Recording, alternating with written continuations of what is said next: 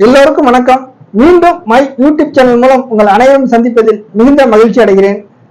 இன்று ஒரு தகவல். இன்று 22ஆம் நாள் ஜிஎஸ்டி வரி வசூலில் சாதனை படைத்து வரும் தமிழ்நாடு மாநில ஜிஎஸ்டிபிக்கள் மற்றும் வரி ஆலோசகர்கள் மற்றும் அகில இந்திய ஜிஎஸ்டிபிக்கள் மற்றும் வரி ஆலோசகர்கள் பற்றிய ஒரு கழுகு பார்வை நிகழ்ச்சி. சிறப்பு பார்வை. கடந்த 2 நாட்களாக எங்கள் ஊர் பட்டுக்கோட்டை காவல் தெய்வம் அருள்மிகு நாடியம்மன் ஆலய திருவிழா முன்னிட்டு சிறப்பு காணொலியாக வெண்ணெய் தாளி நிகழ்ச்சி, வரகரிசி மாலை மற்றும் தேரோட்டம் முதல் நாள் மற்றும் 2ஆம் நாள் ஆகியவை சிறப்பாக நடைபெற்றது. அதில் கலந்து கொண்டதனால் ஜிஎஸ்டி பற்றிய தகவல்களை அனுப்ப இயலவில்லை. ஆனால் நான் அனுப்பிய இந்த நாடியம்மனுடைய பல்வேறு காணொலி காட்சிகள் மக்கள் மத்தியில் அதிக வரவேற்பை பெற்று தந்தன. அவற்றுக்கு எனது மனமார்ந்த நன்றியும் வாழ்த்துக்களையும் வணக்கத்தையும் தெரிவித்துக் கொள்கிறேன். மீண்டும் ஜிஎஸ்டி சம்பந்தப்பட்ட இந்த பதிவான 22ஆம் நாள் இன்று ஒரு தகவல். தமிழ்நாடு மாநில வரி வசூல் ஜிஎஸ்டி சாதனை. ஒவ்வொரு மாதமும் 10,000 கோடிக்கு மேல் வரி வசூல் செய்கிறது.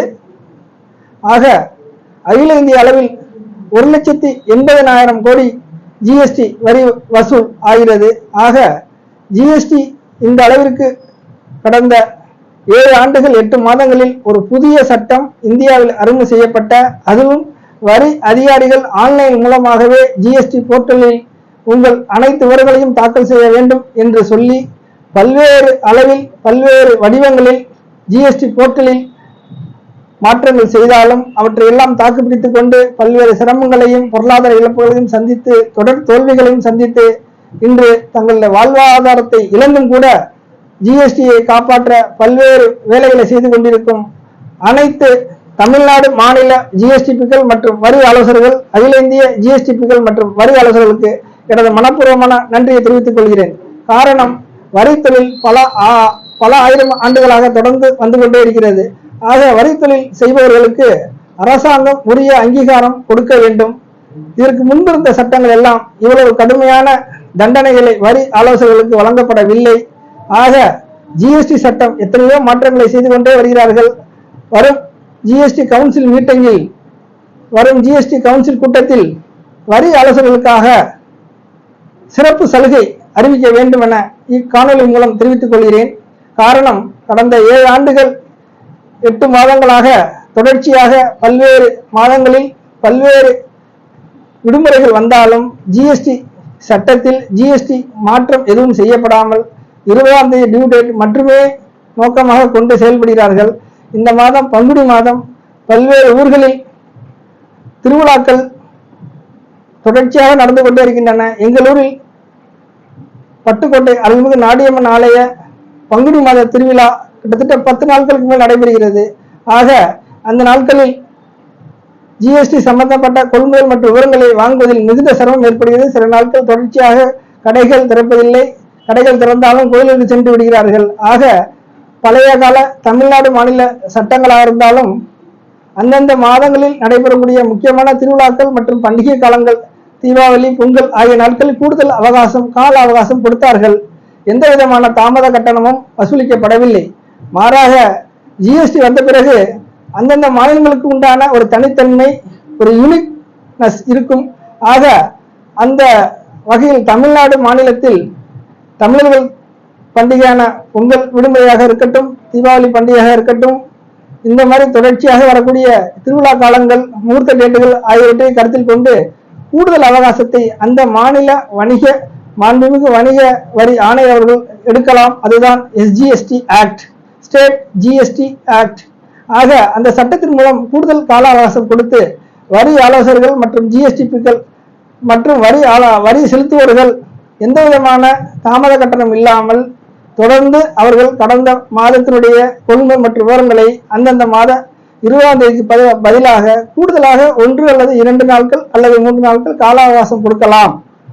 இது சட்டம் சொல்கிறது. ஆனால் இதுவரை கடந்த 7 ஆண்டுகளுக்கு மேலாகி விட்டன. எந்த விதமான கூடுதல் அவகாசமும் தமிழ்நாடு மாநில SGST ஆக்டில் எந்த விதமான கூடுதல் கால அவகாசம் இதுவரை கொண்டு வரவில்லை.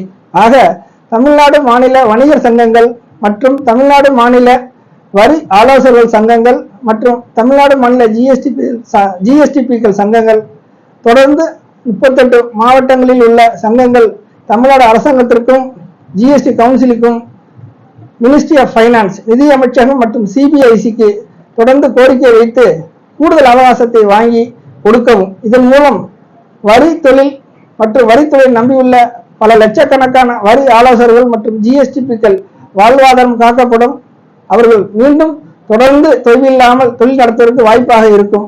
ஆக தேனீக்கள் போன்று ஒவ்வொரு மாதமும் ஜிஎஸ்டி வரி வசூல் மட்டுமே கவனத்தில் கொள்ளப்படுகின்ற காலத்தில் அதன் பின்புலமான பல்வேறு இன்னல்களும் கஷ்டங்களும் தொடர்ந்து தாக்கு பிடித்துக் கொண்டு தொழில் நடத்தி கொண்டிருக்கின்ற ஜிஎஸ்டிபிக்கள் மற்றும் வரி ஆலோசகர்களுடைய வாழ்வாதாரத்தையும் தமிழ்நாடு மாநில அரசாங்கம் மற்றும் நிதி அமைச்சகம், ministry of finance, GST council, CBIC ஆகியோர்கள் கவனத்தில் கொண்டு உரிய அங்கீகாரம் கொடுக்க வேண்டும்.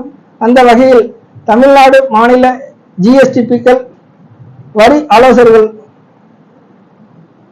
சங்கம் அமைக்க உதவி செய்ய வேண்டுமென இந்த காணொலி மூலம் கேட்டுக்கொள்கிறேன். மேலும் அகில இந்திய ஜிஎஸ்டிபிக்கள் வரி ஆலோசகர்கள் நல சங்கம் அமைக்க ஏற்பாடு செய்ய வேண்டும்.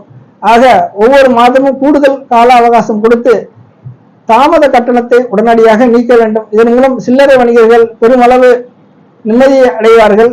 தாமத கட்டணமும் 6 மாதங்களுக்குள் ஜிஎஸ்டி கேன்சல் செய்யப்படும் என்ற இரு முக்கியமான விஷயங்கள் விலக்கு அளிக்க ஜிஎஸ்டி கவுன்சில் கூட்டம் வரக்கூடிய கூட்டம் முடிவெடுக்க வேண்டும். அந்த வகையில் மிக முக்கியமான ஒரு தீர்மானத்தை தமிழ்நாடு வணிகர் சங்கங்கள் தமிழ்நாடு அரசாங்கத்திற்கும் தமிழ்நாடு மாநில ஜிஎஸ்டி அதிகாரிகளுக்கும் தமிழ்நாடு வரி ஆலோசகர் சங்கமும் தொடர்ந்து குரல் கொடுக்க வேண்டும். ரெப்ரசன்டேஷன் கோரிக்கை மனுவை இமெயில் மூலம் அனுப்ப வேண்டும் என கேட்டுக்கொண்டு இந்த காணொலியுடன் முடிக்கிறேன். மீண்டும் அடுத்த காணொலி சந்திப்போம். இந்த காணொலி உங்களுக்கு பிடித்திருந்தால் லைக் செய்யுங்கள், மறக்காமல் ஷேர் செய்யுங்கள். உங்கள் உறவினர் மற்றும் நண்பர்களுக்கு பார்வைக்கு அனுப்பவும் வேண்டும். நன்றி.